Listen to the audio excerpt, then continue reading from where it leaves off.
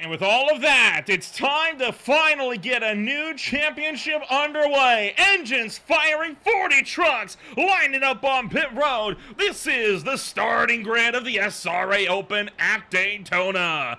Started on pole position, it is rookie Justin Anasogak in his first official start alongside Michael Gudger. Another rookie, Jason Fensler, brings it up on the inside of row number 2 alongside three-time repeat champion Aaron Raymond. Jared Duda back in 5th alongside Dylan Wilbers. Labatt Van Leer is in 7th with Brennan Gregg in 8th. Closing out the top 10, it's Ryan Wayne and veteran Paul Witt. Zane Bailey going to be lining up in 11th. Flanking him will be Bill Hales, then Austin Mitchell, and Charlie Birch will be to the outside. Mike Allen and George Kirafidis, and then in 17th it will be Bruce Dudley and Thomas Lane flanking him. Dale Rapp lines up 19th, Mike Campbell in 20th.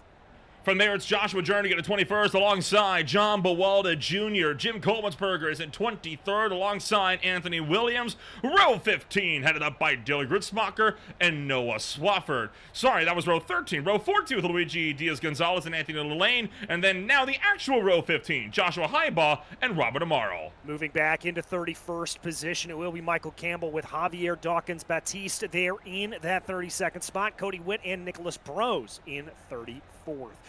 Chase Medelsky will be 35th, followed by Corey Paintner. Then it's Adrian Portilla and Jorge Rincon in 38th. Zachary Mertz and Aaron Bradford round out your 40-car field for the SRA opener. And so far, only 2 trucks not putting down qualifying laps this afternoon. Corey Painter, a driver that we have not seen throughout the entirety of the preseason races throughout the last 5 weeks or so. Curious to see what he's going to be able to do for us here this afternoon. But right now, all but 3 have gridded on up. We are just waiting now on the last handful. Let's take a look at the schedule while we're waiting for these trucks to roll off at pit road. We kick things off at Daytona.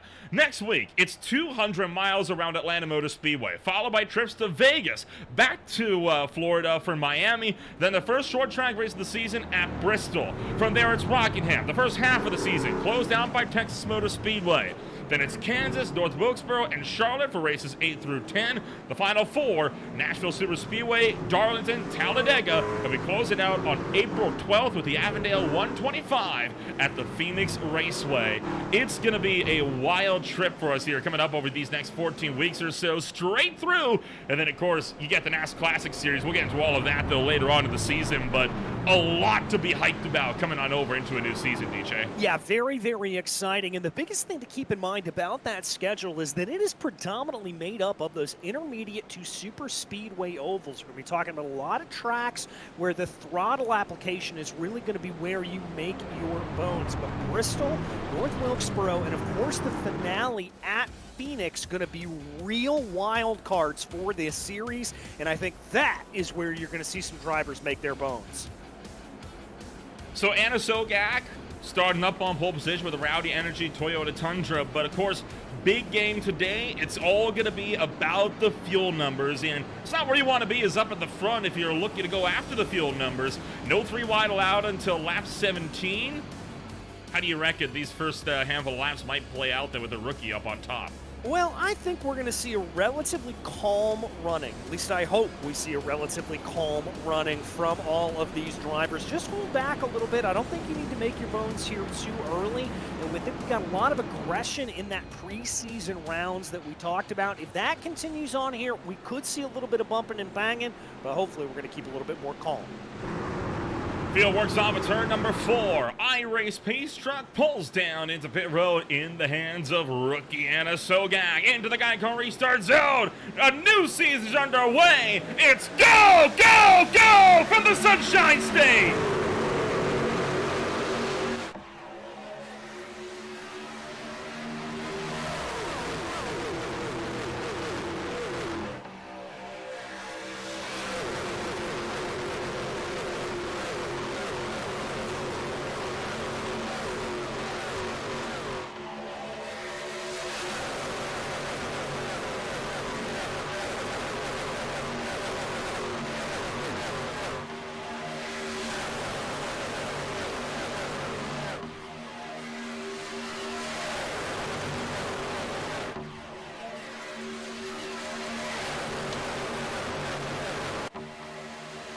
Two by each all the way back through this field. And it is Michael Gudger trying to pull clear from the top shelf. Gudger leads the first lap of season number 6 in official competition. Yeah, and we saw some pretty calm driving up through the field. The only driver I really saw switching lanes was Austin Mitchell, going from low to high. That's going to be in about the 13th position or so.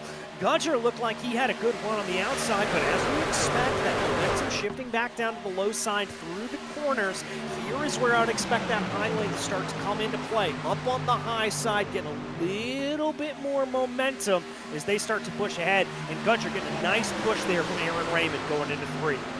And right now, Aaron Raymond, the primary pusher that this field is trying to work with here. You're right on board with him now as we come off of turn numbers 3 and 4, trying to get a square nudge going with the Moser Racing number 64 up the hill. Right now, I think Raymond and, by extension, Fensler, they're trying to just sit back, let this race come to them. There's a long way to go, 250 miles. It's a 100% race for these trucks this afternoon, which is not something we see all that often in IEL competition. But when you get a race like this, you have to play the long game. Yeah, you've got to be thinking long term. You can't be thinking about this in short spurts. You have to be thinking about that long run. Now, where that strategy is going to come into play a little bit more, if we see a caution here in the first couple of laps, or even a little bit longer on into the stint, don't be surprised if we see some drivers maybe 20th on back deciding to dive down into pit lane and put themselves on that alternate strategy.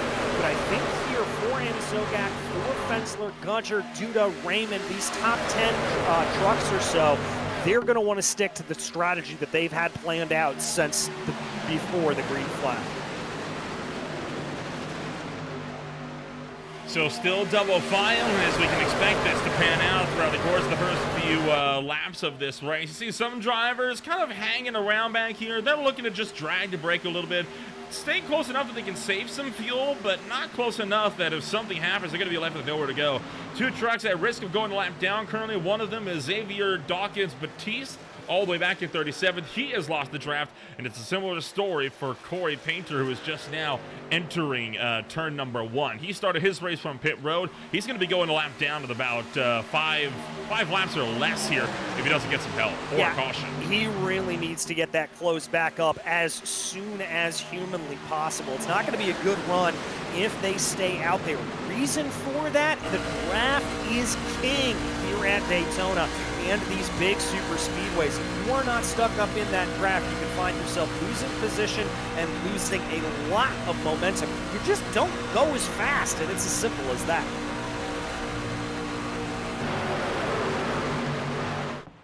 Coming around through 3 and 4 and still line astern. Again, no 3 wide allowed until lap 17. That is done partially to try and mitigate a lot of the early lap big ones that a lot of races on iRacing are known for. And to these guys' credit, if they can get through that first series of pit stops, it will be a long green flag run. We saw that the last time we were at Daytona here. They went, over half the race green when they managed to get through the first round of pit stops under green flag conditions. But I think that's the big question. Do we get to that point under green flag conditions? We got it at Talladega, we got it at Daytona, but it did take a caution or two for us to get to that point. Well, the way they're racing here at this point is, I think, Nolan, they are thinking long game and certainly thinking about that long run. And as you talked about, how to kind of make that all play. So I'm happy to see that for them. So I don't see at this point a reason why we would get an instance to fire off here and get a yellow. But as of right now, looking pretty good, looking pretty clean. Bit of antsiness in that about 5th position on back, but it looks like it's calmed down here a little bit. That's 16. That's scaring me a little bit. That's Dylan Wilbers there, moving a lot on the track. I don't like that diving into the corner. You gotta have some confidence in your car, and if you're not gonna have the confidence in your car, you're not gonna have a lot of drivers willing to work with you. You see one driver dropping out and fading to the rear of the field. That is the 22 entry of Joshua Jernigan, who just dropped out and fell all the way to the back. He is now down 12 positions, looking to just get a little bit of breathing room and find some place to run to if something happens up front.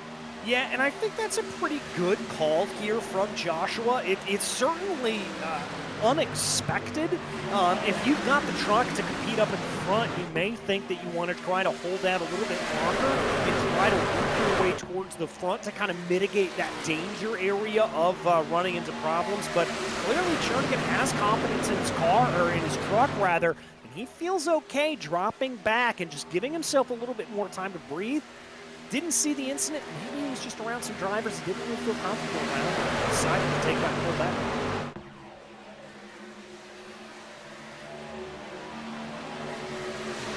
Now they have caught up to Corey Painter, and you're right on board with him now as he's got the rest of the field coming up on his backside. This is going to be a bit of a risky move, and oh boy, oh, I'm not a fan of that. You heard him lift out of the throttle and drag the brakes. Something fierce there coming to the triangle. I know what he's trying to do. He was trying to get down onto the apron and get out of the way, trying to let the whole field through before they get to the corner, but that is risky, jamming on the binders like that when you're still on the racetrack above the apron. Yeah, it's a little bit sketchy. I think that's just a little bit of a rookie maneuver there. Also, we have seen some changes up front now. Jared Duda and Jason Fensler leading those two lines. They've suckled back Justin Anasogak into what is ostensibly that third place position up on the high side. So Anasogak moving up to the high line in front of Gudger. And right now, Duda doing a pretty good job on trying to run that line. He's going to jump back down low and cut off Jason Fensler. I think right now Duda's trying to control both lines more or less. Anasogak's been doing a good job as well on just staying up at the head of this field here from the drop of the hat. I mean, he has not faltered at all. He has always been leading either the inside line or the outside line. But again, this is the tricky part, right? How much do you really want to be leading that line? Because of how short the fuel runs here on a track like this, you're not going to be as far down on fuel as you would be if we were running 100% tanks. Gudger's not confident though. Look at him jumping down to the inside there when he had a chance. Yeah, clearly doesn't exactly like it, so wants to try to make that move down to the low side. Not sure what he's doing, but Gudger just, it looks like that upper lane rather, starting to fan out a little bit more.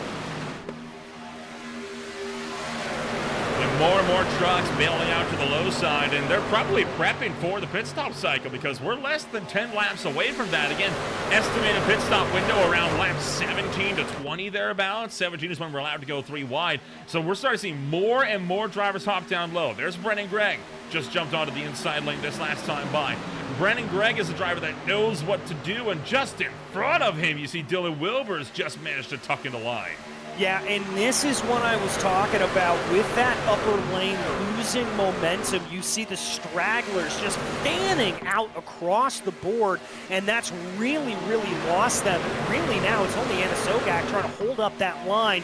Looks like the 25 here is going to try to make a play. That's Ryan Wayne trying to get some momentum back into that high line.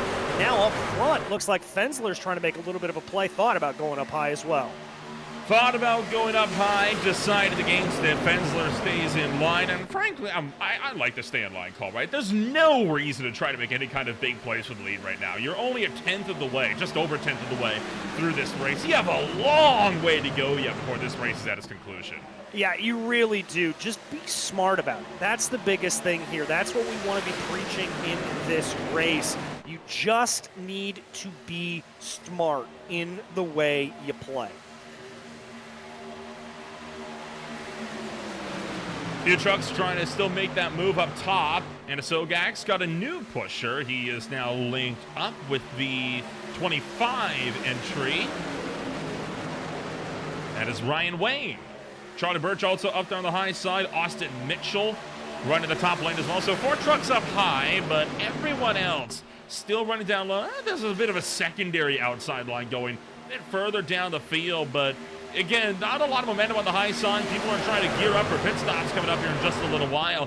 And you have to wonder if maybe the guys on the outside, they're starting to lift out of the throttle just a little bit more, trying to make sure they can go the extra lap that they're going to have to when they can't get down low.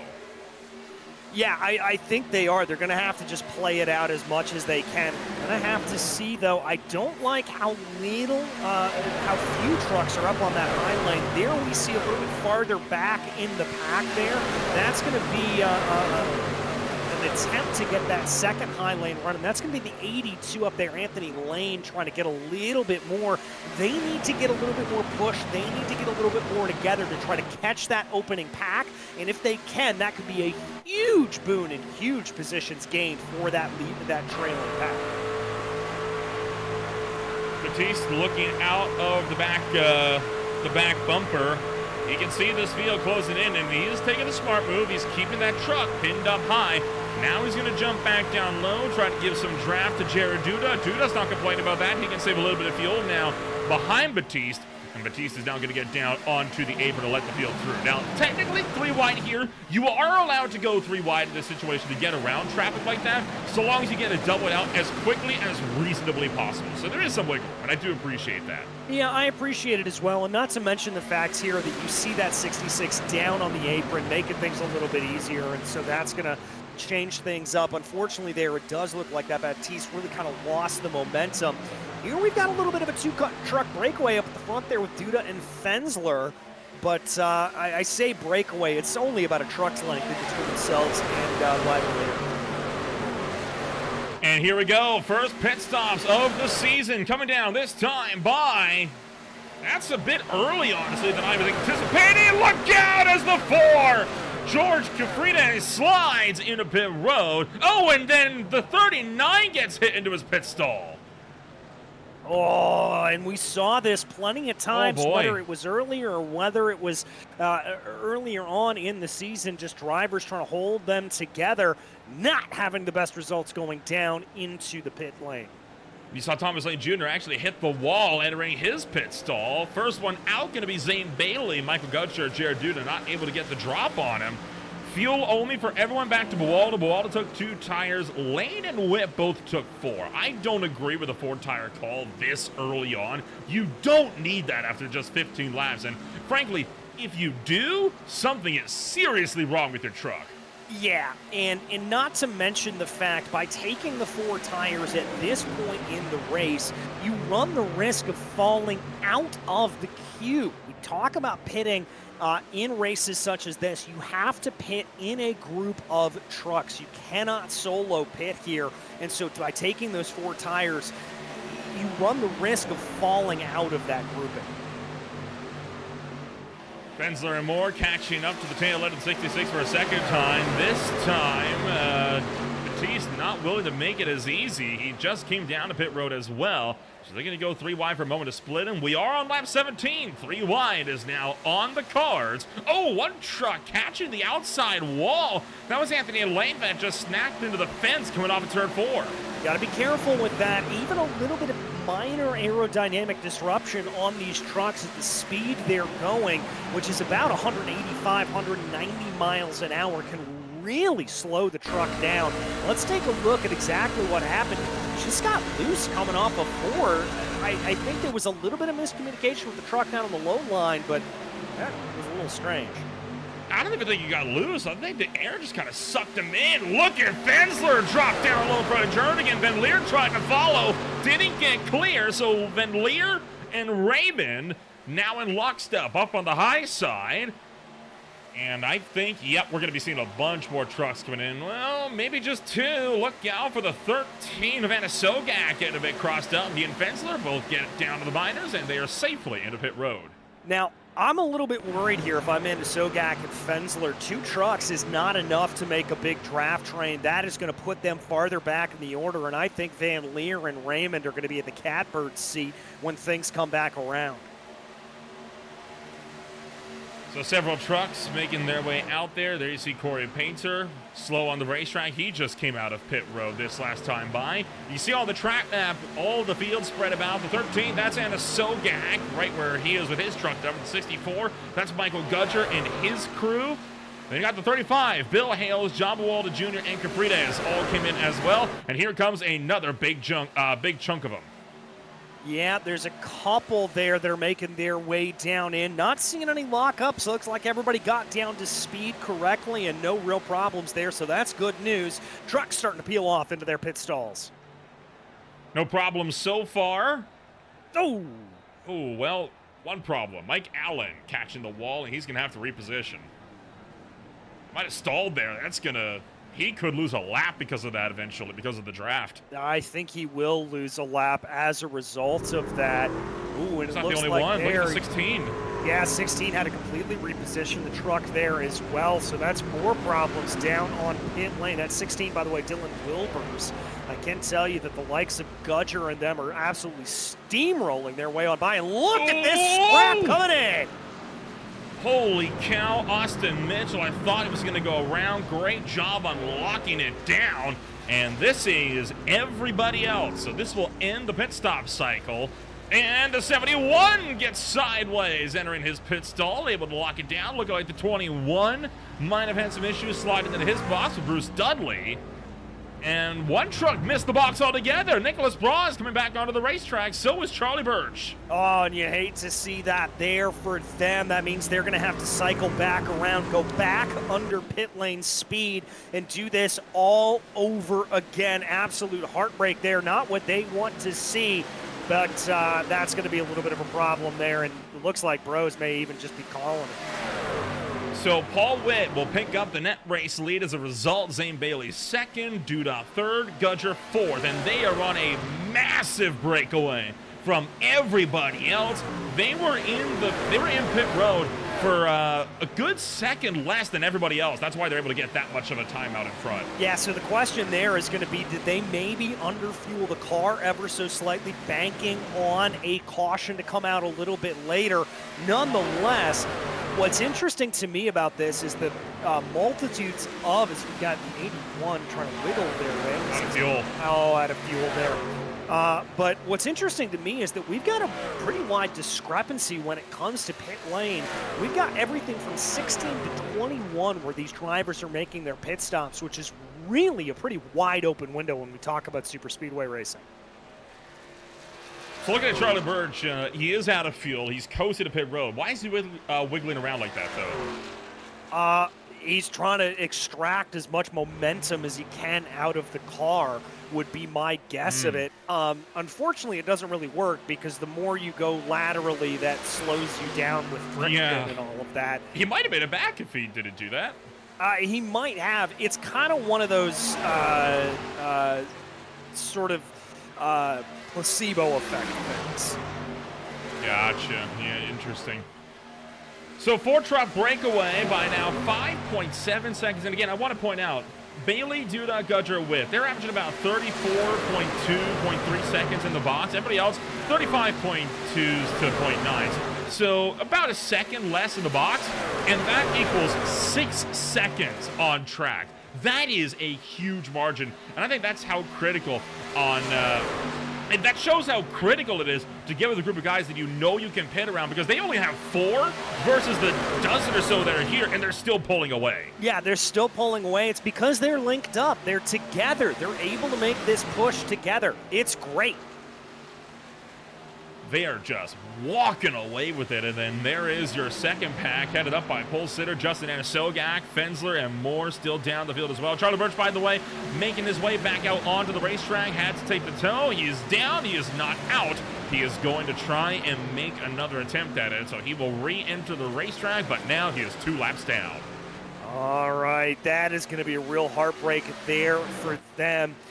Here comes those packs. Now, the question's going to be here for this second pack, if they can bring themselves together, not really poke themselves out of line all that much, push ahead as much as possible, will they be able to catch the likes here of Duda, Gudger, and Bailey and get their way back forward? So Anasogak and Fensler will keep on riding, and we will tick over on to lap 25. With us just being about a quarter of the way through, we'll take a look on what's coming up on Green Flag TV. Coming on up tomorrow night, the High Tide Racing League gets set to lock out the top 12 of the points. It's a 3-way fight for the final transfer spot into the playoffs. Don't want to miss the 200-mile slugfest at the Kansas Speedway 9 p.m. tomorrow night. And then at 8:45 p.m. Eastern Time on Tuesday night, we swing back to the Sunshine State. The Ole Miss World Cup Series back in full force for round number 2 at Homestead Miami Speedway. And then the Beer League swings to Lexington, Ohio, to the Mid-Ohio Sports Car Course, almost becoming a seasonal tradition that we see that league swinging on out there. Their run to the BMW M2s should be a good ride in of itself. All of that will take us through to, well, next Saturday night for here, where we're at Hampton, Georgia. Well, I'll be at Hampton, Georgia. You got a kart race to call, as I understand it. Yeah, so, I'll be down. I'll be down with the Rock Cup down in Orlando next weekend. So there you go. I will You're going to the Sunshine State. It's close enough. Exactly. I'll be there in spirit. Orlando is in Florida, right? Before I look like yes, an it idiot is. It is in Florida. It's smack dab in the middle of the state. There's an Orlando, I think, up here in Canada as well, so you can't ever be too careful with these things. Are you implying that Americans steal names from other countries when naming their cities? We don't ever No, do there's that. just New York, there's New Orleans. It's fine, it's fine. Oh, just go through Indiana. It's pretty fantastic, except that all boy. of the names are mispronounced. Oh, gosh. It's not Milan, it's Milan. It's not Versailles, it's Versailles. Wait, seriously? I'm dead serious. It is It's actually called Versailles, unironically. Indiana. Unironically, Versailles, Indiana. I've stumped it. One of the times I wish we had webcams, because my face of befuddlement is that my brain has fizzled, and I think I felt a few brain cells die with that noise. That's Southern Indiana for you, baby. Boy, oh boy. Yep. Back to racing. You got your second pack there. Then here's your third pack. This one headed up by Mike Campbell at the front. Bill Hales, the primary pusher. John Boalder Jr. running in the background. Didn't see much of Boalder last season. I was honestly a little bit disappointed. Boalder was a big competitor in Season 4 when we first started broadcasting this series. He wasn't around much, though, at least in a race-winning position throughout Season 5 to give much of a fight. It was more of a fight between Bailey, Scott Rankin, and Aaron Raymond. But who knows? If he can get that act together, he could be another title force, but he's not off to a good start, is he? Running outside of the top 20, or just inside the top 20. No, it's not the best position, and at this point, the way this race is going, I'm a little bit concerned, and I maybe want to try to get a little bit of a move on. He is a Baltimore native. Baltimore is currently playing in the wild card round of the NFL playoffs. Maybe he's just a little bit distracted, so that could be part of it. But no, I think if you're running in this third pack, it may be a little bit of a time for worry. If you're running in the second pack, there's still a light at the end of the tunnel. But this third pack, that would scare me a little. I have seen a few drivers start to poke out a line here. We see Brendan Gregg doing the same thing, trying to drop towards the rear, save a little bit of extra fuel, unless Brendan Gregg's actually trying to make a move. But if he is, he had absolutely no one go with him. And then here is the fourth pack. It's one of the smaller ones. The only one smaller than is actually the top 4. Headed up by Thomas Lane Jr., Cody Whit, the main pusher, Campbell, Modzelewski, Wilbers, Amaro Jernigan, and Allen are all in this pack. These are the last trucks that are on the lead lap.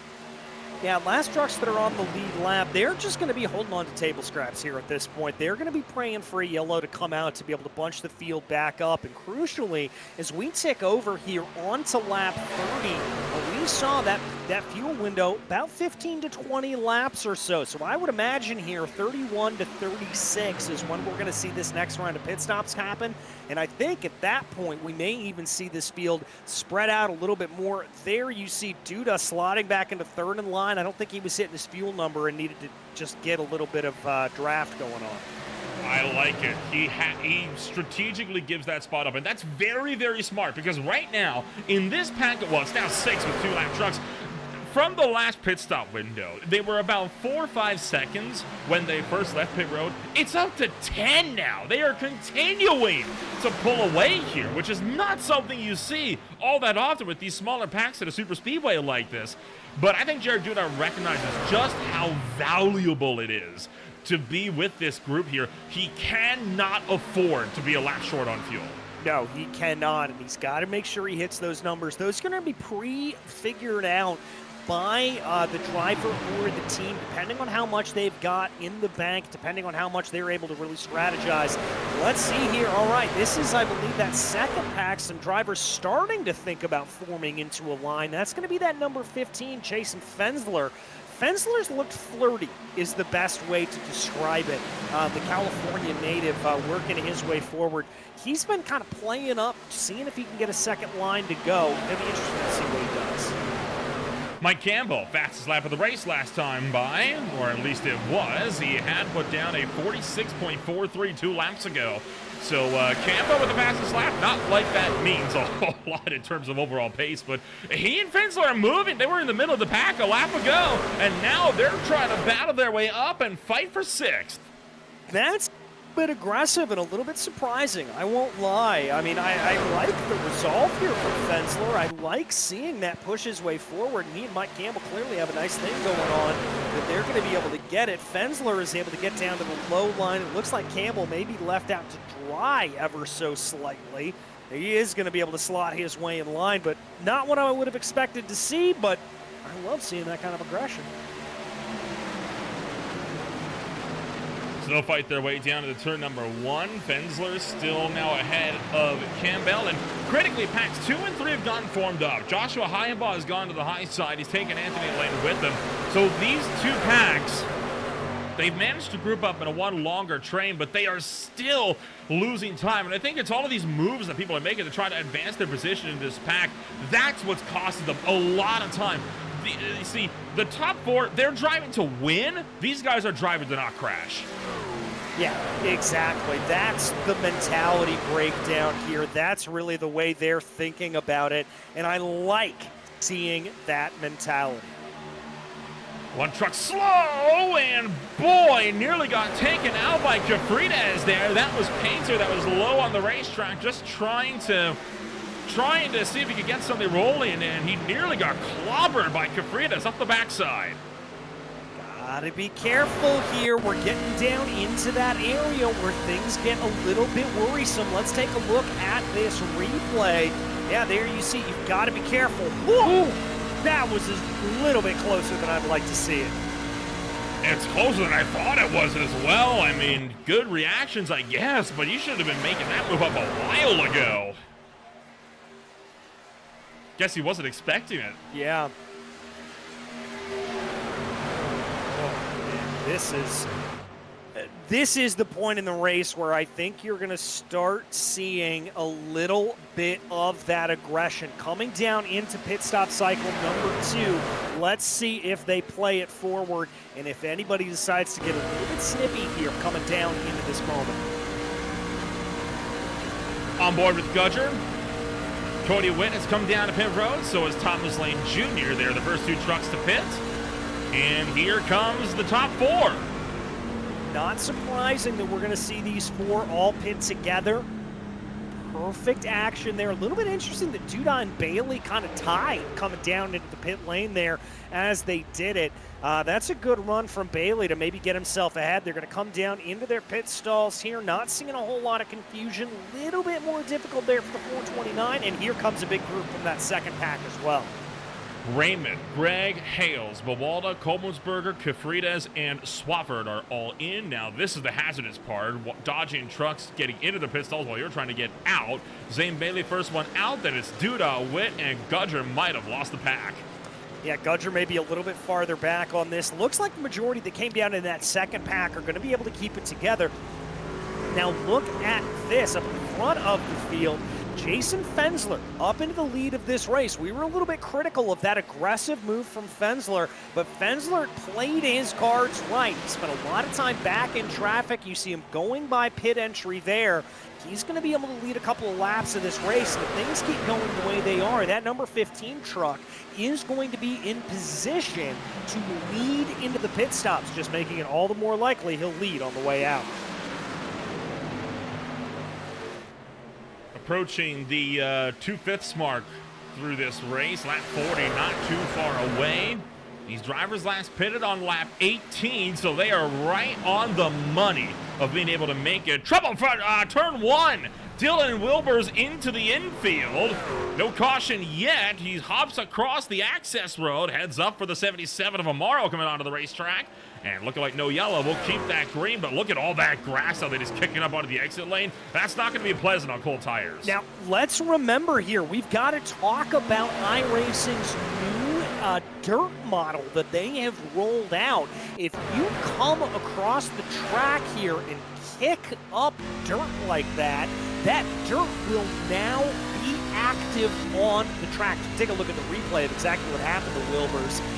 So as you said, that it's a little bit too much throttle. Just a little bit too much throttle and he got it around. But what the big problem's going to be here is exactly as you said, Nolan, that dirt, that debris is going to be out on the pit out area on cold tires, and that could be a real danger spot for a couple of these drivers.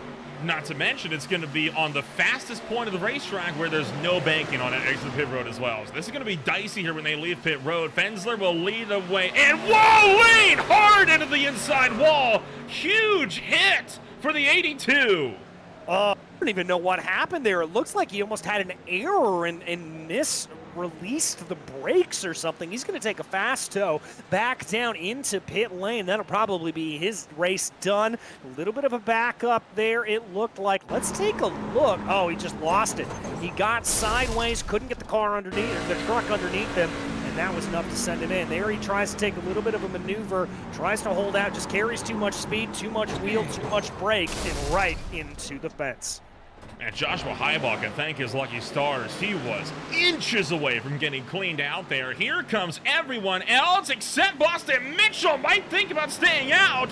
He will make the decision to commit, but nearly ran over the 71, and now the 71 is around.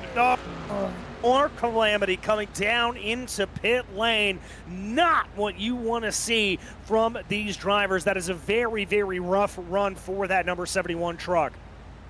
Wow, this is getting antsy here coming down into the pit road. This is what happened to Campbell. Watch Austin Mitchell here. He ducks around Dale Rapp, and he's hard on the brakes. And Campbell, trying to lock it down, just lost the tail end. Yeah, just lost the tail end of it there. A little bit surprising that it was past that point of slowdown. I wonder if he had picked up a pit lane speeding penalty as well. Dylan Grutzmacher and Rincon are the last two to come down to pit road. And there you see Grutzmacher, chattering on the brakes, and so was Rincon. Rincon slides right through. And he did get, credit to him. I thought he went right through his box. No, he slowed that thing down in time on a 4-tire slide. Yeah, very impressive to be able to see that. Let's see what happens here at this point as everything gets cycled back out and around. Jared Duna will be the race leader as Michael Gudger in second. Thomas Lane Jr. splits them both. He is lap traffic, and right now Lane is your lucky dog driver. All right, so Duda and Gudger back out up front, although that gap has grown a little bit. It's now about, well, it's actually fallen down a little bit, 7.7 seconds to this last group. Nope, make it 9 as Fensler is able to get it back around. So, well, the more things change, the more they stay the same. You can see right now a lot of these smaller 2-3 truck packs started to bundle up together and pick one another up as they go. Grutzmacher will be able to tag onto the back end of the 7 and the 3 of Mitchell and Williams here, so we won't lose too much time at least. He'll maintain his run in 11th. There goes another truck coming down to pit road. Who's that from behind? That's Rincon coming back to pit road. Could this be potentially a pit lane speeding penalty for Rincon? We'll have to see. I'm not sure if we've got any furled flags on his entry list. I don't see. Would have had to have been on exit. Yeah, I don't see any here at this point. But there it is. It's on exit. And he definitely just did a pass-through, so that is indeed a pit lane speeding penalty. So shifts up to second.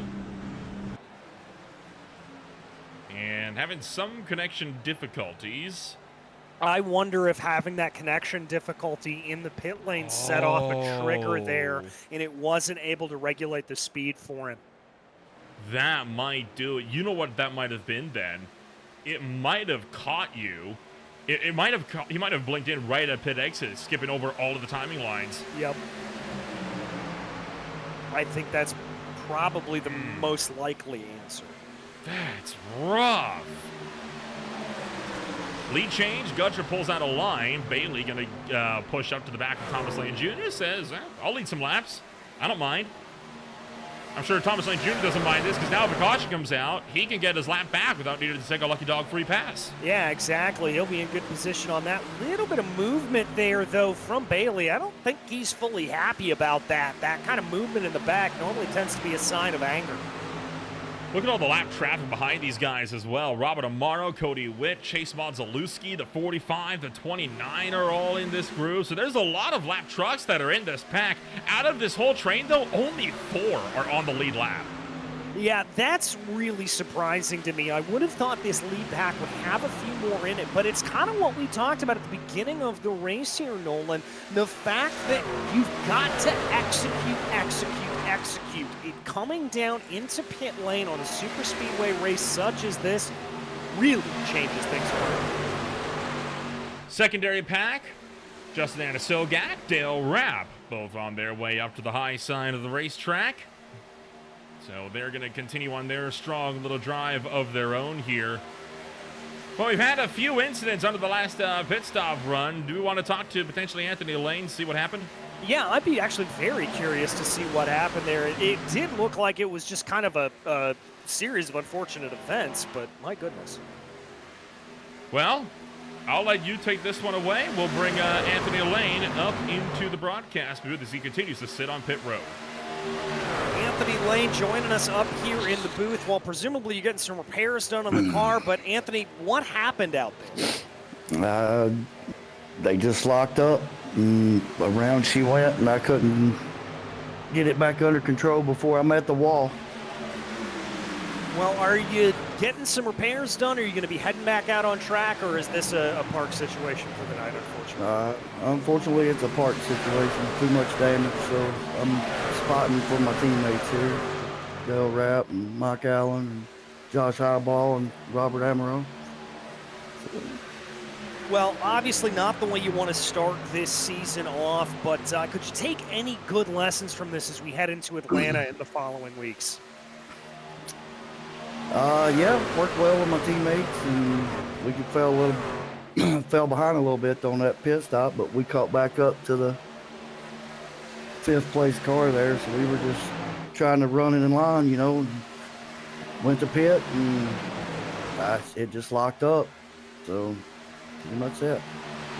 Well, never the way you want to see anybody end a race. Anthony Lane, thanks for joining us here, and we'll see you next week in Atlanta. All right, appreciate what you guys do. Appreciate you as well. That is Anthony Lane Jr. down on pit lane after crashing out into the pits on lap 37. Tough break for Anthony Lane, and he's a guy that's been running with these guys for quite a while now, so we should be able to see him back in full force, hopefully when we swing around to Hampton, Georgia. For now, musical chairs for the lead here. Nobody wants to be the lead of this pack. Well, what's interesting here is if we kind of break down what we saw off of that last pit cycle, the first round of stops were lap 15 to 20. The second round of stops were really lap 36 to 41 is what we saw the majority of them come on. So I'm starting to think more and more that this is all about fuel strategy here at this point, Nolan. I think a lot of these folks are seeing the benefits of stretching these stints as long as possible. If we carry this math out, they're only going to have to make maybe 2 more stops to be able to make this work if they can stretch this up to that 40 mark, up to that full 20 laps a stint. At this point, it is looking like we're in it for the long haul, right? I mean, if the patterns continue as it is, I don't think we're going to get a caution until we're within 20 to go, easily. I mean, usually once you get out of the first 17, every other 17 from there, it tends to run pretty clean right in the mid-pack here, but you got a lot of lap traffic that's behind, and even Thomas Lane Jr. didn't want to be in the lead of this pack. Even he was wanting to duck out a line, and, well, now he's being shuffled right back to the front. Well, I can tell you that I did just knock on our patented Green Flag TV block of wood that I keep next to my desk here at this point, but no, I think you're right. The way this is going, we're not going to see some aggressive moves until later. I think everybody's spread out. Everybody's content to run where they are. And if we're going to see an incident, I really anticipate it being in that second group. Fensler, Raymond, Greg, Wayne, Mitchell, all of them on back as they start to get a little bit scrappier. It's 13 seconds all the way up to this leading pack that we keep our eye on right now. And for those drivers, frustration can start to boil up a little bit, and you'll make moves that you wouldn't typically normally make. Paul Witt jumping up to the outside lane. That's an interesting call from Witt. Maybe he's done running around at fourth, or perhaps he's doing that strategically to pick up Thomas Lane Jr. to make sure that he doesn't lose the top three. Yeah, could be. It's a combination of things, potentially. I mean, it's really interesting here to see what this strategy is. There's so many of these drivers for these trucks that are off sequence. They're off strategy. They're a lap down, and you've got to feel frustrated for them because they clearly have the pace to hold up with these leaders. It's just a matter of bad pit stop execution and maybe a little bit of bad strategy that came to be the nail in their coffin. Well, we got ourselves a long green flag running. Why don't we take a run down quickly and take you through the field top to bottom as we hit the halfway point and the SRA opens. Zane Bailey right now leads the way along with Jared Duda in second. Gudger is third with Paul Witt in fourth. Fensler about half a straightaway back is in the number 5 spot along with Aaron Raymond. That is Brennan Gregg, Ryan Wayne, Austin Mitchell, and Anthony Williams closing out the top 10. Bruce Dudley is in 11th, Laban Van Leer 12th. Then it's Bill Haynes and Dylan Gruchmacher in 14th. 15th is Luigi Gonzalez, followed by Jim Kolmensberger. So we've got a couple of drivers holding out down low. Then it's Joshua Heibaugh and Justin Anazogak. Your pole sitter falling down to 18th position in a little bit of a battle there with Heibaugh. Now it's Dale Rapp and Noah Swafford round out your top 20. George Cafridas and John Boalta Jr., the last of the lead lap trucks in this secondary pack here. From there, headed up to third, it's Mike Campbell along with Thomas Lane Jr. These are all trucks now that are laps down. Cody Witt is at 25th along with Robert Amaro, Chase Mazalewski, George Rincon, Dylan Wilbers, and Mike Campbell bring up the top 30. Joshua Jernigan currently runs in 31st, followed by Nicholas Brose. Then it's Michael Allen, Charlie Birch, Javier Dawkins-Baptiste, Corey Painter, Anthony Lane Jr., who we spoke to a little bit earlier. He is parked at this point.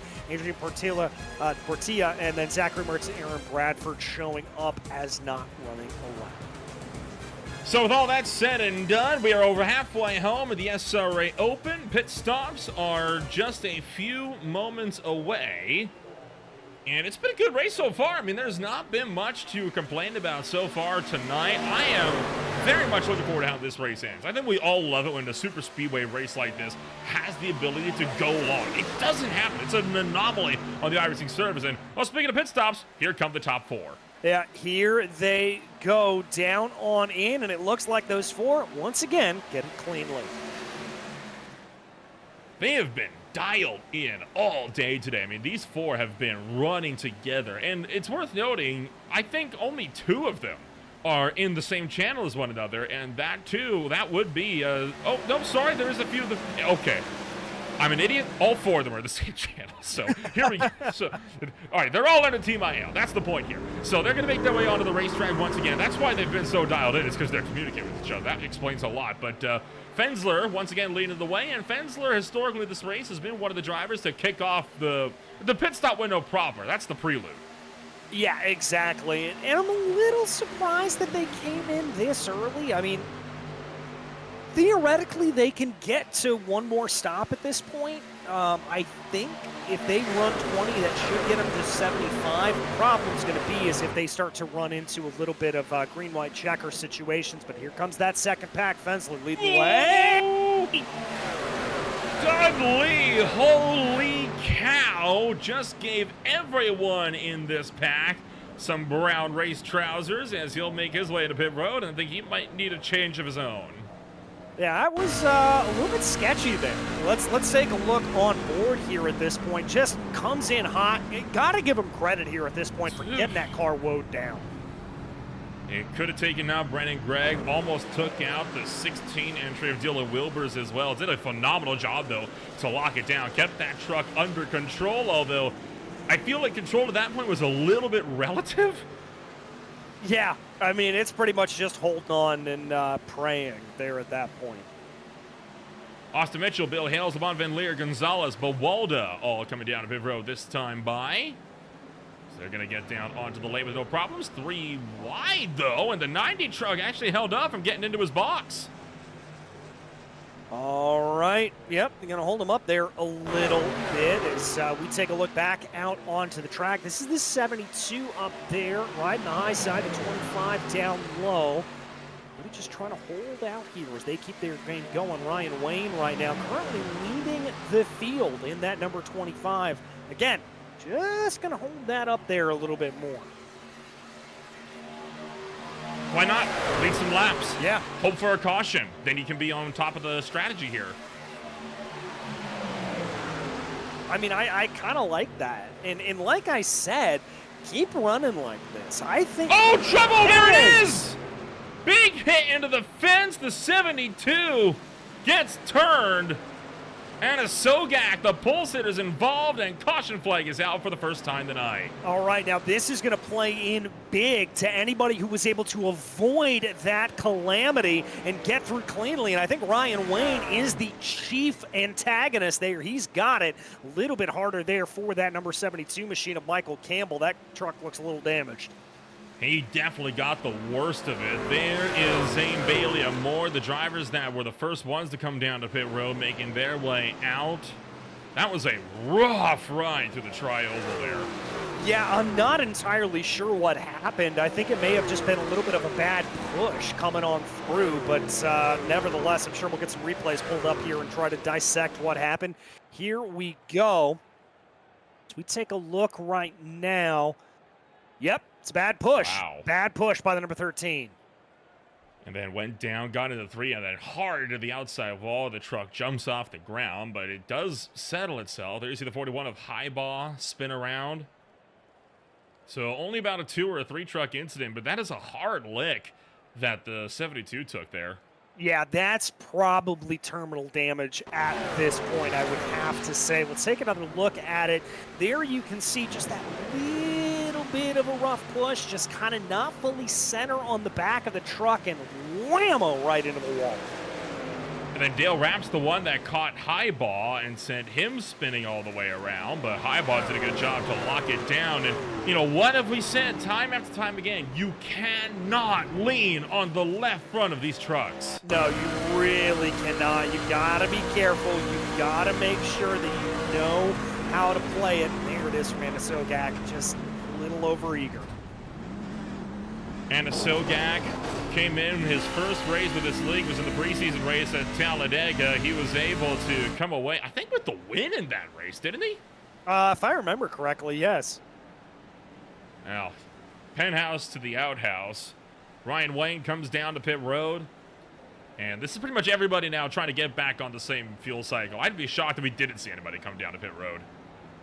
Yeah, I think everybody can come on in here at this point. This is going to be lap 58, and this is pretty much going to commit this race to a one stop from here on out. If you can make it, well, no, I still think it's going to be a little bit tight. You've got to basically go 20 from here. That'll get you to lap 80. You've still got to stretch a little bit. Jason Fensler caught the wall as he entered his pit stall. He's going to drop all the way to the tail end.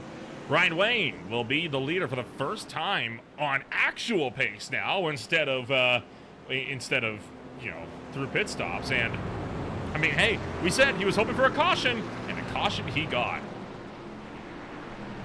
Yeah, and that's exactly how it can play here at this point. Here they go. Let's see if they can be able to get it. I'd be very interested to see what exactly will play out, though, in terms of the pace of the rest of these drivers. Green flag coming on out in just a little while. We'll take a quick step back when we return. It's 1 to go on Green Flag TV.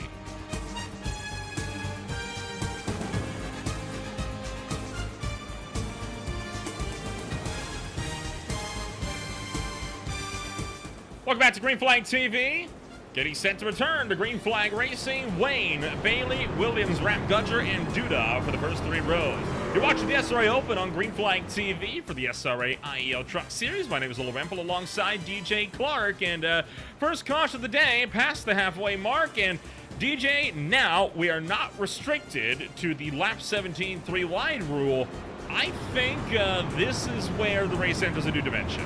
Well, I know we're not on camera right now, but if we were, you could see me rubbing my hands together because this is about to get very, very interesting. I think you and I are both doing the same thing, right? We both know how this is going to pan out. We've seen how it pans out. We saw it just last week at Talladega Superspeedway with...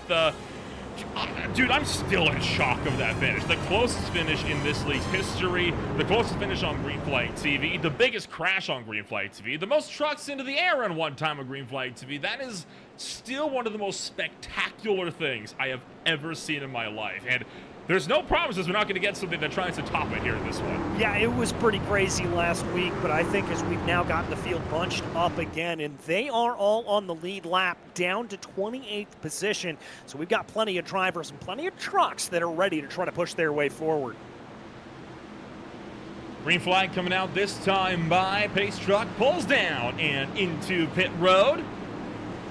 In the hands of Ryan Wayne. Green flag is back in the air as racing action resumes at the World Center of Racing.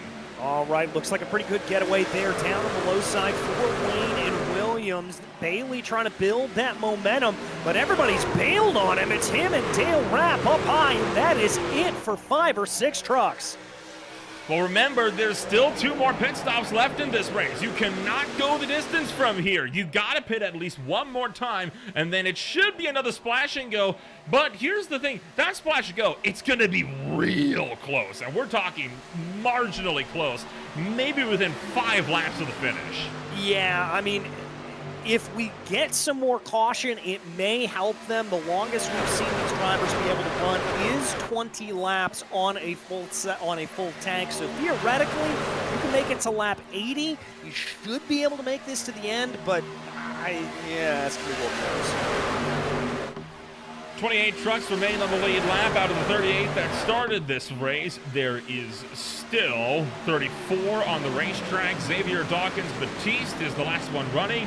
Michael Campbell the third. Corey Painter, Anthony Lane, and Adrian Portilla are all down and out of this race. And you called it correctly when it happened, right? Terminal damage for Campbell. It really sucks. I mean, he had been running a pretty calm race. It wasn't anything stellar, but he had kept the truck clean, and something happened that wasn't even of his own doing. No, just got caught out wrong there, unfortunately, and that can be enough to throw you around. That's why this Super Speedway racing is so terrifying at points.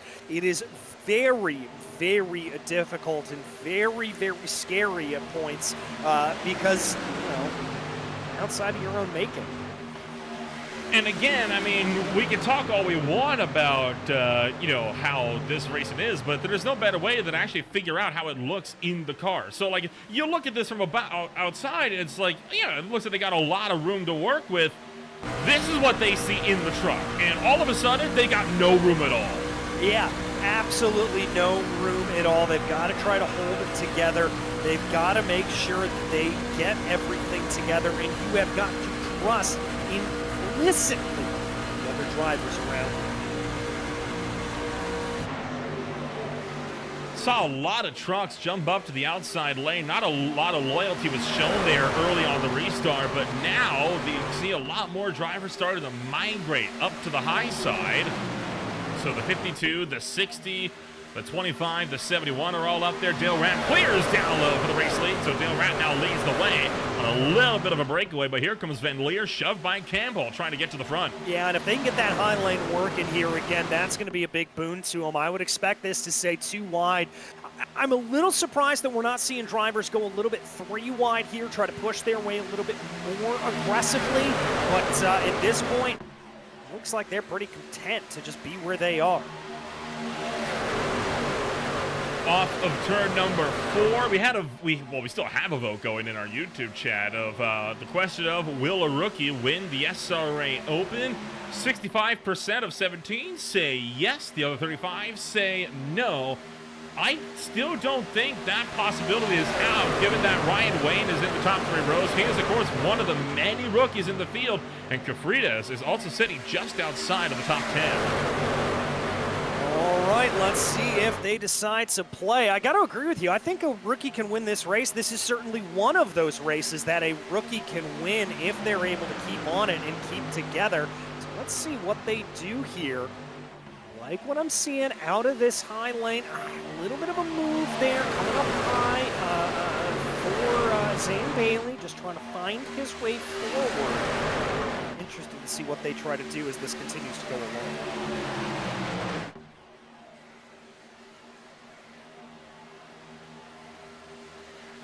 Mike Campbell, Dale Rapp, Ryan Wayne, Anthony Williams, Yvonne Van Leer for the top 5. While drivers are single filing out, just lowers behind down to the inside of the racetrack. The further back again, the more discombobulated this field is. And again, I think we're seeing a lot of what we saw in the first pack back here, right? A lot of these trucks, they're not confident in the front runners, and they're trying to give themselves some breathing room in the event of a big crash up the road. The problem is when you lay this far back, that's how we get the 2 or 3 different trains that we saw at the end of the first pit stop run back on lap 17. Yeah, exactly. You've got to start to push your way ahead a little bit more. This is the time in the race where you really need to start being a little bit more aggressive, start pushing your way forward, and wait and see, and take that wait and see mentality out of it, push ahead.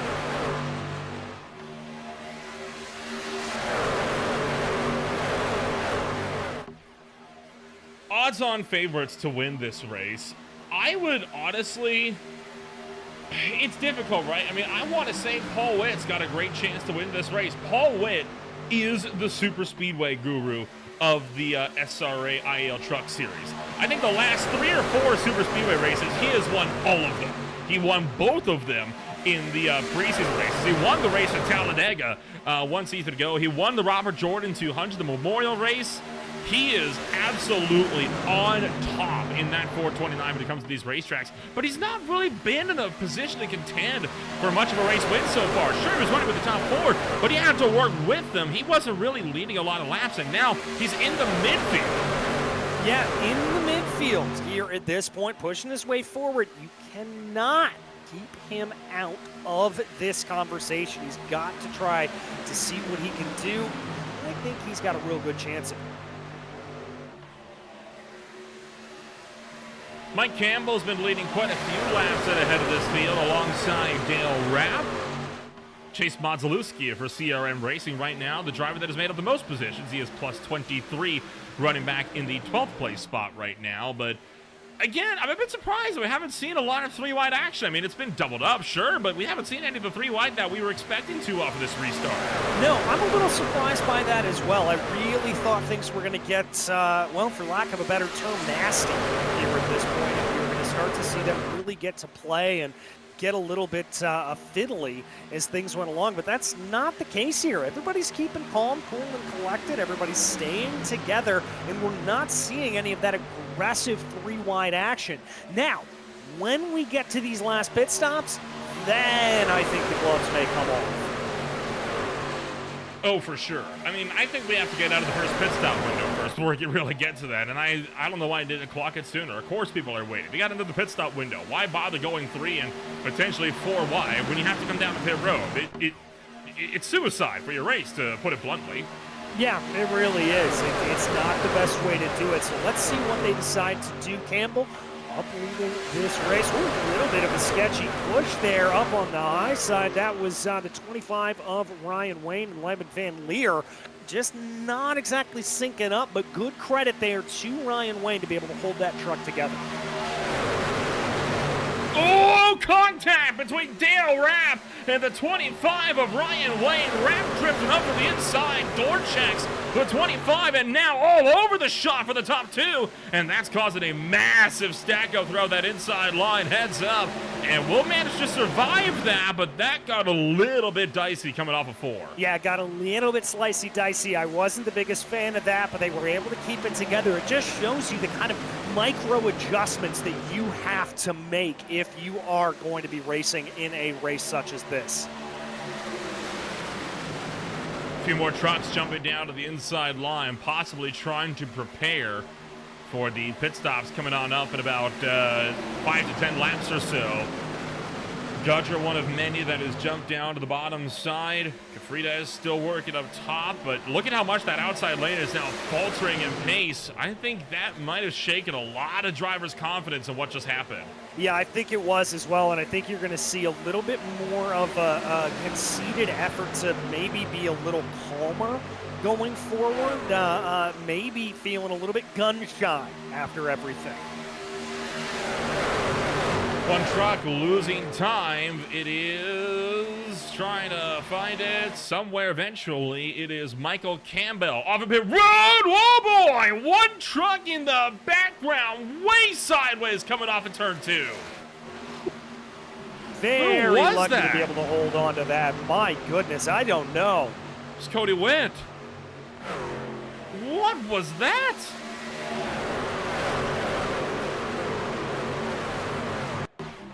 That was something else. Oh, we'll get back to this because we have pit stops underway right now. Several trucks down to the pit road. In fact, about a third of the field. All right, here they go. Everybody coming down in. This is going to be early, so we are going to see one more stop after this. I like it. Don't try to stretch it halfway. Everybody knows you're going to be pushing hard anyway. You may as well split it in thirds at that point. Kind of mitigate some of the risk. Not to mention, there was that lap truck they were approaching as well, so they wanted to get out of the way before they hit them. Yeah, that's a good point. That's a very, very good point. All right, we'll try to get another look at what happened here to Cody Witt here, coming off of turn number 2. Watch this. Oh, he caught the wall. Caught the wall, and then Dudley can thank his lucky stars. He managed to wrangle that truck back underneath him. I thought it was going around for sure. Yeah, I thought he did as well. Let's see if they're going to be able to gain themselves back up here around. They try to go. Campbell still leads, and we're down to one lane up on the high side. They're one lane running now. Campbell wrapped their single file all the way back, I think, to actually about where Campbell is. And I think Campbell has been caught, and he has. So, yeah, we're single file all the way now throughout the leading pack as we approach the 1 quarter to go mark. So several trucks have already come down. We are waiting now on 1st through 17th that have not pitted under this green flag run as of yet. All right, so they're all holding out here at this point. Going to wait to see what they're going to be able to do. Let's see if anybody else decides to make that peel down. Watch that leading pack. Oh, somebody hard down to the pits. Oh, another car, another truck. 22. Jernigan around, and you mentioned somebody into the wall. That was Thomas Lane Jr. How much are you willing to bet that those two incidents are related? I probably think they are. I've got a sneaking suspicion that there could have been a little bit of tumbling dice going on here. There's Lane coming in. Oh, and Jernigan just didn't stop. Oh, wow. And that is a hard hit into that outside safer barrier. Yeah, just never slowed down on the brakes whatsoever. Talk about way underestimated. That's what we call target fixation right there. Yeah, big time. Big time target fixation. Oh my gosh. But it does look like we've got a couple more potentially coming down into pit lane. Buchmacher, a couple more making their way. Let's take a look at this here at this point. I mean, just hapless passenger. You can see and hear that rear end of the truck get lifted up into the air. You saw how close he was first to catching the end of the pit wall there, and then close to catching an opening where you can get vehicles in and out. So that could have been both a very nasty incident, and that could have been a day ender for Thomas Lane Jr. Very lucky that he got out of that unscathed. I'd be worried about rear end downforce on that deck lid, though, right now. I would be, too. That's probably going to be a little bit difficult. Again, as we talked about earlier, that's damage that you pick up can really throw off the aerodynamic offsets in these trucks. So apart from that little kerfuffle, we still have not really had anybody coming on down to pit road. So some close calls, but we are now into that final quarter. And I think everybody else here, they're trying to see if they can stretch the field and make it work on a one-stopper from here to the end. Yeah, I think that's right. I think we've got two different strategies here, and I love it. This is why we love oval racing. It's these different strategies playing out. You want to know one of the wildest fuel mileage races that came from this very racetrack? It was one of the things that actually inspired me to start this thing up. OMSRL Cup Series, season number, I think it was 3. Michael Kenner, everybody else came, and I mean everyone came down to pit road. Kenner and his teammate, they both stayed out. His teammate was the main pusher, ran out of fuel on the last lap, deliberately sacrificed his race, ran out of the line. Kenner tried to go around, ran out of fuel down the back straightaway, but because he didn't pit, he was able to still coast all the way around 3, all the way through 4, won by 2 seconds, out of line, only going about 40 miles an hour when he crossed the start-finish line. One of the wildest things I've ever seen. That's why I love fuel mileage on super speedways. It's some of the most intense things you can see, especially if it goes down to the last lap. 100%. It's absolutely fantastic. And here we go. Coming down. Whoops. Whoop, there's a little bit of a miscue. Austin Mitchell missing the mark. He'll slide into the infield, no caution. That's going to be a penalty, though, so Austin Mitchell's chances of winning this race just went up in smoke. Yep, they certainly did. All right, here we go at this point. Everybody down, getting that service in the box. See, take a look back out at the main queue of trucks on the track. Almost looks like they're backing off. I was kind of thinking the same thing. It's a little bit slow here at this point. Well, here's the thing. Top speeds of this race, they've been hitting upwards of 200 miles an hour. 200 to 210.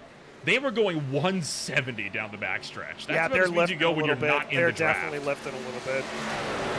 Yeah, so they're trying to make it halfway, and they just couldn't do it. So a second stop guaranteed for everyone. You cannot go 22 laps down here full stop. Are you about to tell me that you can?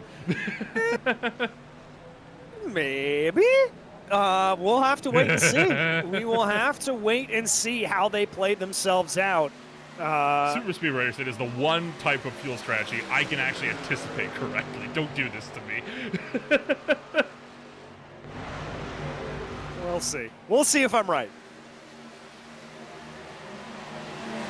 Gutcher makes his way up to the 7th place spot, now up to 6th, and our overlay a little bit behind. It looks like potentially all of the chaos that we've had might have had a big impact. Like, it's still showing Fensler's out on the racetrack, so it's about 6 seconds or so off pace. So we'll try to get that reset and get that back up. But here's Fensler and everybody else coming down to pit road.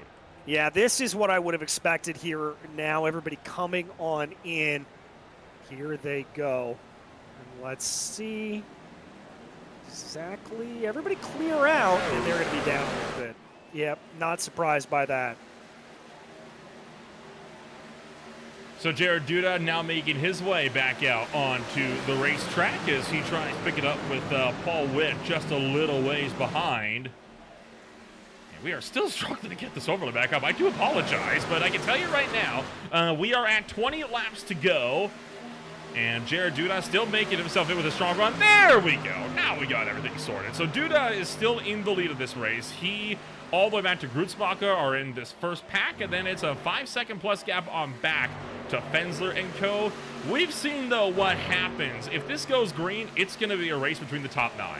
Yeah, it really is. And if you are in that group with Fensler on back, you've got to be praying for that yellow to come out. Again, execution. Oh, there it is! There it is. There's the yellow. Oh, no. Kafrides goes into the infield, and he's going to get tagged. As Swafford comes in with nowhere to go. The 3 as well of Anthony Williams gets involved. Caution number 2 on the day. And this should give them just enough fuel to go the distance. Yeah, this should get it in. I would not be surprised if we see absolutely everyone come down into pit lane. That was a weird thing to happen there for Kafrides. We'll watch and see what happens.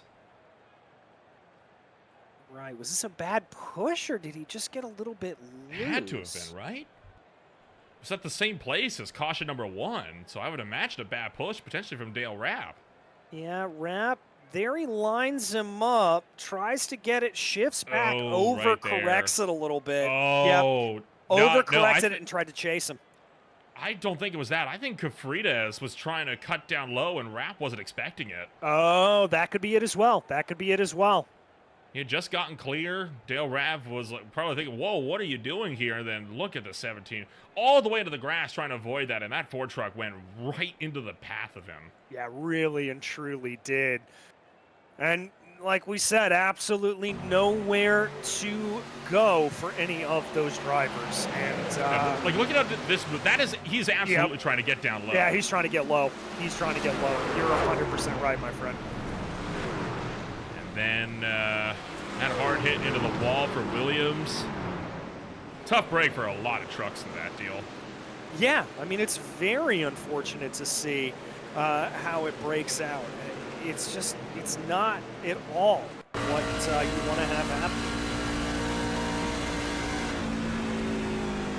On board with Noah Swafford.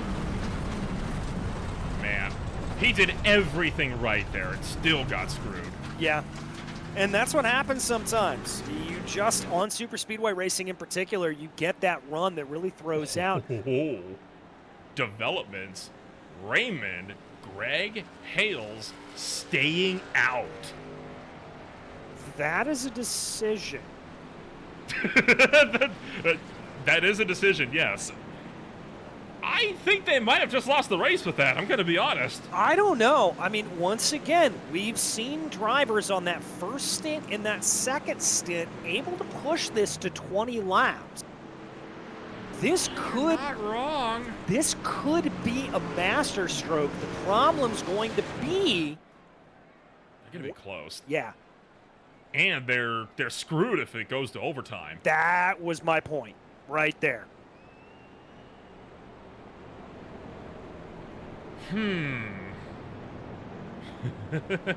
I love these races. I so love these races. This was Dale Rapp and just caught in the wrong place at the wrong time, and what are you going to do?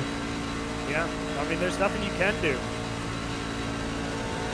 Jason Fensler was one of the trucks that was kind of right in the midst of all of that, and, well, that's on the back straightaway. We'll pull this forward a little bit more to the front straightaway. So this is on board with Fensler, and he's going to kind of see the starts of this. Watch here. Yeah, he's definitely trying to come low. down, and he didn't expect it. Yeah. No, you're 100% right. And Fensler, you just got to keep your throttle in it at that point if you see a truck spinning that close to you. And look at the 4 again, hopping off the ground.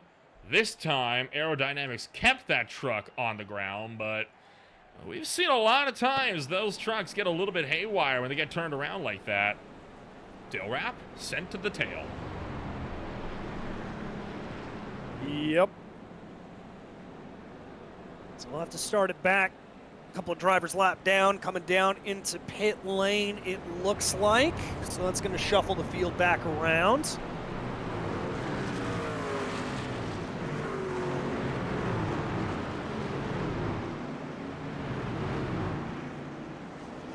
$15 to go. Less than a pit stop run. So if you've pitted here, you are good to go to the end. For Raymond, Greg, and Gudger, it's questionable. Doable, but very questionable.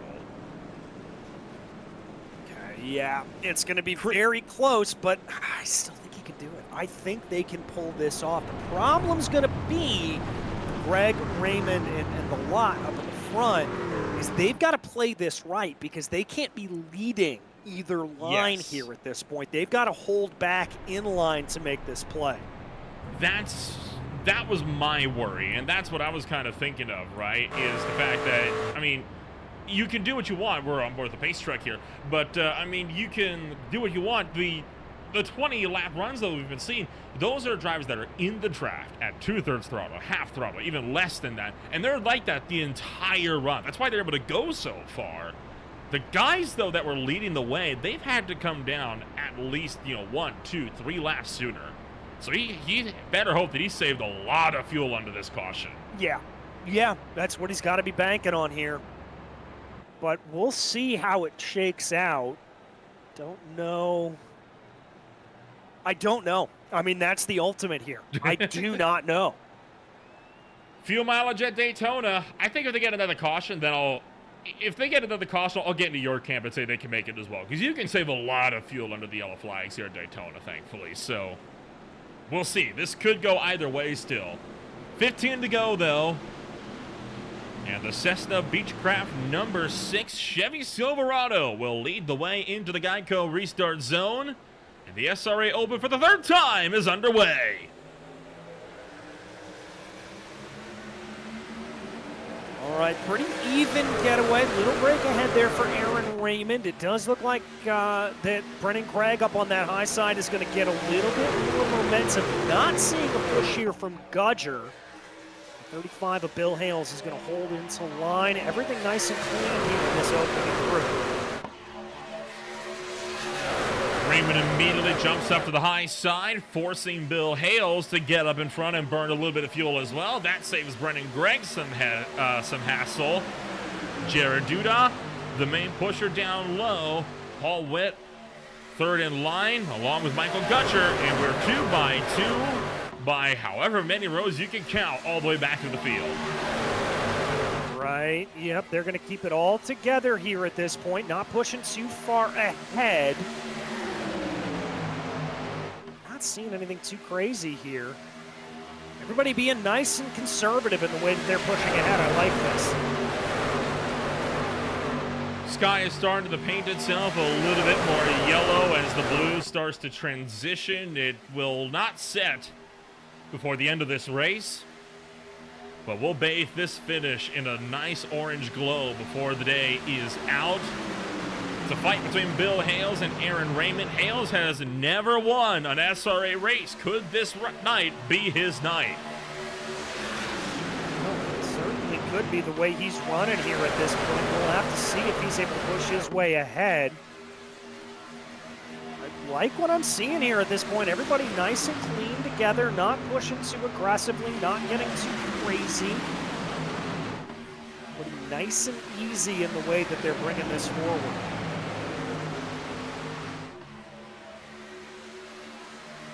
Baker's dozen on the boards. And it's like you said, right? It's the waiting game now. We've been waiting very patiently for this race to kick off. We can wait a little bit more. This is a game of chicken now. Who is going to be the first driver to make that duck out of line for the mid-pack and try and push their way to the front? You got to make that move eventually, and if the further back you are, you got to make it soon. Yeah, you've got to start to get a little bit of a play here if you are in that farther back pack. I mean, I'm looking at Gudger, I'm looking at Bailey, who are 3rd in line. They're keeping things together right now, but if you're farther back, if you're Fensler, if you're Anna Zogak, you have got to start making those moves. You might have a little bit of time to work with it, but again, it could go either way. You're on board with Fensler right now, middle of the pack, and he's not showing any desire. There's not really a lot of places he can go. That second line is doing a good job of trying to shut down the run from up top and down low. Thomas Lane Jr. going to lose another lap as he's down on the apron of turn 3, trying to let this field by without issues. And Bill Hales will lead us to 11 laps to go. All right, 11 laps to go, and crucially here, Hales, Raymond, Gregg's in a good position, but Hales is not. Hales is leading this pack. He's using more fuel up front. How much has he saved under the caution flag? That is going to be the most critical factor that Bill Hales has to think of, is how much fuel does he still have in the back pocket? Hales, Raymond, Duda, Gregg. Still the top 4. That's not looking to change anytime soon. The only difference is what order they run in. Aaron pulls clear from the top side, but Bill is still working strong down low as well. Little bit of a pinch there from both lines into each other. All right, starting to get a little bit aggressive here as things get closer to the line. I'm not surprised by that by any stretch of the imagination. Here they go. Holds that line as they come by. 10 to go as they go into 1.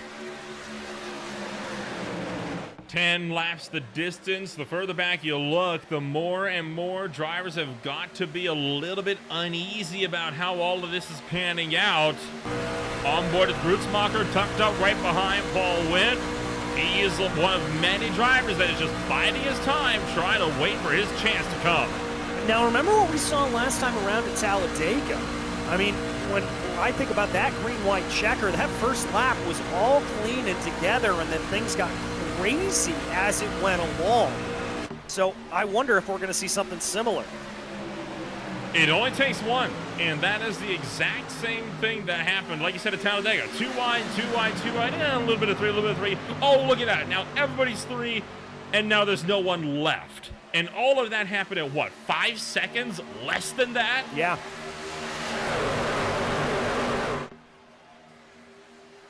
Under 10 to go. One truck trying to tag onto the tail of the field. Not sure who that is way in the background, but I don't think he's going to be. That is Rincon that's trying to hang on right at the tail end of this thing, but trying not to get close enough. That is constant connection issues throughout this race causes issues for the front runners. Yeah. I don't like that there from Gudger. That's really scary, especially if you're that car directly behind Zane Bailey. That is absolutely terrifying. 8 laps the distance. About the length of a heat race on a dirt track as Bill Hales continues to make a strong case. Jared Duda jumping up to the high side. So Duda abandons Hales down low. He wants to lead this race, and that's going to stack up the bottom lane. Yeah, it is, but that's going to put a little bit more power back into the line here as they go. Let's see. New pushers down low. Everybody trying to get together. Credit to Paul Witt there. He saw his chance and he immediately pushed back up to get to Bill Hales. And I talked about how I wasn't sure if Paul Witt could win this race because he was in the mid-pack. Well, look at him now. Main pusher, and that main pusher, that's where you want to be on the final lap. Yeah, it is. You want to be up there. You want to be in position. You want to be pushing ahead. All right, let's see. He's going to take a little bit of a look down to the inside. Maybe trying to get some clean air into that radiator. Scare him a little bit. Usually when you're looking for clean air, you want to duck out to the right because that's where the air duct is. I think there's a small one on the left, but not so much as what you got on the right side of the truck. One truck, whoa, boy, straddling the yellow line as they make their way down to the turns 3 and 4. Now Paul Witt jumping up to the high side. He's going to try to draft to the front. And now we're 3 wide for the first time tonight. All right, there's that move. The number 13 making that play up on the high side, but he's not getting any takers as they cross over with 6 laps to go. Oh, it's getting a little bit squirrely up front, though. Gudger thought about it. He drifted up to the outside. He's given a little bit of a sniff of the draft to Anna Sogak. And Anna Sogak, look at the drive by himself. Gudger shuts the run down. From the top shelf, he's going to stop him in his tracks. And now they'll have to try to push each other up, but we almost got the big one. We almost got the big one, and that high lane is starting to disappear as there into the sucker hole goes the Castrol truck. And that's wild because that Castrol truck was the leader of the second line. Look at how quick things have changed. Dudon goes down to help out Van Leer. Aaron Raymond, 3-time champion up top. 5 laps to go at the stripe. 3 by 3 by 3 by 3 of the top 3 are breaking away. All right, but it is a very, very messy lead here on the second and third lanes as they try to get themselves together. That number 63 leading the way right now as they try to be able to hold off, the 53 there of Duda going to get a good run, and look at the block from Witt. Brandon Gregg, hard to the outside wall, turns into the middle of the back, to the back. Up, over, Gudger with the blowover, tumbling down the back straightaway. Massive crash on the back chute. And that is the big one. That is overtime. Gregg up into the air. I think he kept it from going over, but Gudger went fully up and over, and that was instantaneous. That looked almost like that had the potential to be a Ryan Preece level wreck. Yeah, that was not pretty at all, but thankfully we are in the sim world here at this point, and so everybody is safe in their rigs, but my goodness. Like we said, it just takes one for this to go wrong. Take a look on what happened here coming off. Brandon Gregg catches the fence. And Gudger just got to the back bumper, turned him down, took out the 45. There's Greg up into the air. There's Gudger up into the air on top of Fensler, tumbling wildly down the back straightaway, up on his nose, slams down to the passenger side door. We're coming to rest on all fours. Hard hit into the inside wall for Dale Rapp as well. Oh, just big hits all the way around there. Not exactly what you want to see. Not at all. This is going to be front on. You see, look at how high they get off the ground there. Oh. Honestly, that wasn't as bad of a wreck as I thought it was. I thought there was a block bigger than it ended up being. By the way, one truck had a huge miss to the middle. I think that might have been a Marl. I think it might have been as well, but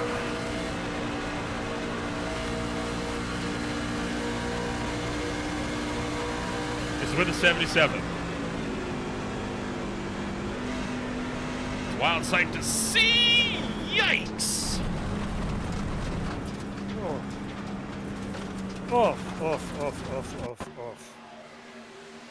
Man, again, one mistake, and that was Gudger. That was all Brendan Gregg's mistake. Gudger did nothing wrong. He had nowhere to go. No, nowhere to go. It all moved it right up into him, and everything just took place there as a result of it. Dale Rapp has been given an end-of-the-line penalty, I can tell you. Really? Yep. What for? I'm not sure, but that was just transmitted over race control.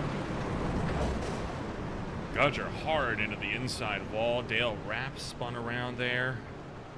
Let's ride on board with Fensler if we can find him. This is what Fensler saw. All right, so there you're going to see that movement up on that third lane. There's the wiggle. There's the contact. Oh, Fensler just absolutely nowhere to go, and then that truck just spinning in front of him. It's a wild sight to see. You don't ever want to see somebody's roof pointed at you. No. All right, so Greg has been given the end of the long slide penalty for the incident. So whatever Rapp's penalty is for, it is unrelated to this wreck. All right, well, news to me on that one, but, oh, God, just a horrendous wreck there for Gudger. Tell you what, good job, though, on this field to get around that without much incident. That could have been easily a 20-truck pileup or worse, and the fact that that wasn't is incredible. Yeah, unsure, though, why Dale Rapp has gotten a penalty.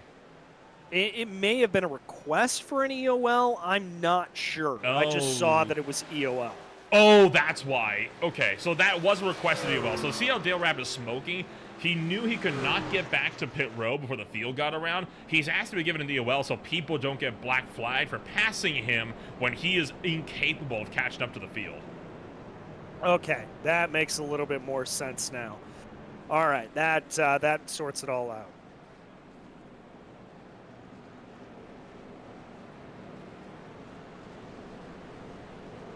Lights are out, and this will be the first of twin overtime attempts.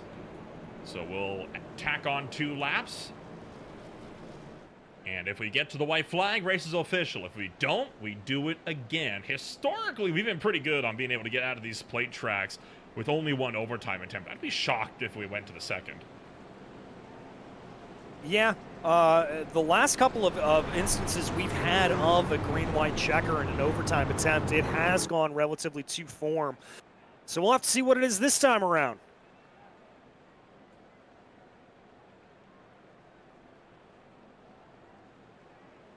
One thing is for sure, I don't think that's the last flip we'll see on the night. Call me crazy. No, I think you're right about that. I think we're going to see maybe a few more. That's wild. I mean, that truck just went. Like, there was no hesitation. It's almost like a giant, like, lifted, I don't know, like a table knife under, then flipped it over. Yeah. A spatula. Yeah. But there was, even at Talladega, they didn't go over that quick. No, they really didn't. It was pretty crazy to see it that severe. But certainly at this point, we're going to have to hope that we don't see anything like that again. You and I were talking earlier in this race. You know, there's been a few updates as of late. Have they fixed the trucks? Resounding no. Well, if there's one good thing, it means that we got something spectacular to look at, right? I mean, go big or go home. We can call it that. Exactly. Pace trucks into pit road. 2 laps to go at the World Center of Racing. The SRA Open at Daytona is into overtime.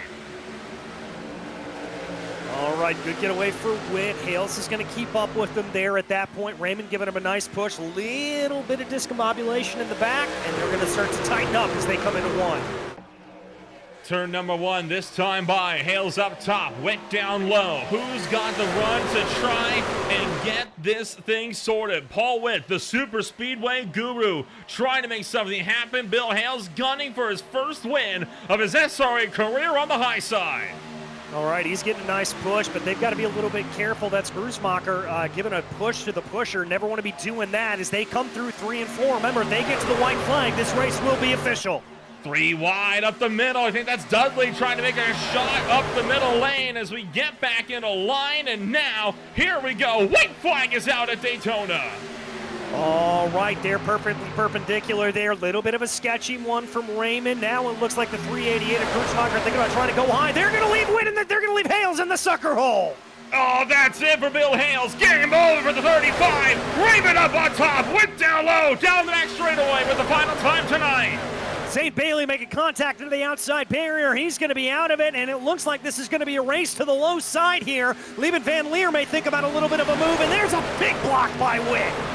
And that's going to leave him vulnerable down on the bottom side. That could be the decider. Jared Duda down low. Kolbensberger the pusher. Van Leer on top. 3 by 3 coming off of turn number 4. Down to the stripe. Witt's out in front. The streak at the Superspeedway stays alive as it is going to be Paul Witt taking home the win of the SRA Open, and a big crash across the line. It looks like it's going to be Witt, Hales, and Lieben Van Leer, your top 3. What a finish. Great finish. I'm shocked we didn't get the big one on the final lap there. That was spectacular. Let's take a look on what happened back in the field coming to the checkered flag. All right, let's take a look again. Here they go, but my goodness gracious. Yeah, just a great push here. This is really good teamwork. There you see the contact just dipped down below that yellow line, and that was enough to send him around. And Cody Witt got up into the air, did not go over though. A bit surprised at that, and there was everybody else crashing across the line after the checkered flag, but what a finish for Paul Witt. He has taken many Superspeedway wins, and this one nets him the win of the SRA Open at Daytona. What a way to kick off the season. Absolutely fantastic, and just as you expect him to do, Paul Witt burning it down. Trying to find a good spot to do it at least. Daytona's a difficult place to do burnouts at. I mean, let's be honest with ourselves here, just on where that finish line is. So he's going to try, but I don't know. Daytona's an awkward place to do burnouts at. I think we could cut up some slack for it. Oh, yeah, no, for sure. There we go. Now he found the wall. Light him up. No, okay. Nope, you let it slide back too far. There you go. Gas it up. He's trying to do circles. Circles not really a thing that's possible, but again, a wild finish this afternoon and a great finish. Not a rookie that took the win this afternoon, but very much a seasoned veteran of the SRA IEL Truck Series. Let's take a rundown of your official post-race results this afternoon on a wild finish, as it is going to be Paul Witt taking the dub over Bill Hales. Lieben Van Leer was in 3rd with Jared Duda in 4th. Gonzalez in 5th. Raymond in 6th. Kolbensberger will finish in 7th with Dylan Grusmacher with his first career top 10 in 8th. And it's Justin Inesogak and Bruce Dudley closing out the top 10. John Bowalter Jr. was 11th, followed by Joshua Highball. Then Zane Bailey, that contact on the last lap, sending him down. Jason Fensler, 14th, and Noah Swafford in 15th. Ryan Wayne was 16th, followed by Chase Williams-Ledeski. Then it's Mike Campbell Jr., Brennan Gregg, and Anthony Williams for top 20. And moving on down to the field, Dylan Wilberson 21st, along with Rincon in 22nd. Then it's Gudgeon 23rd, Cody Witt in 24th, Thomason Jr. 25th, and it's Amaro, Birch, Allen, Braz, and Dawkins Batiste bringing up the field with some of the last few cars to finish this race. Yeah, as we go down into 31st position, it's Dale Rapp, Michael Campbell, George Kafridis, Austin Mitchell, Joshua Jernigan, Corey Painter, Anthony Lane, Adrian Portilla, Zachary Mertz, and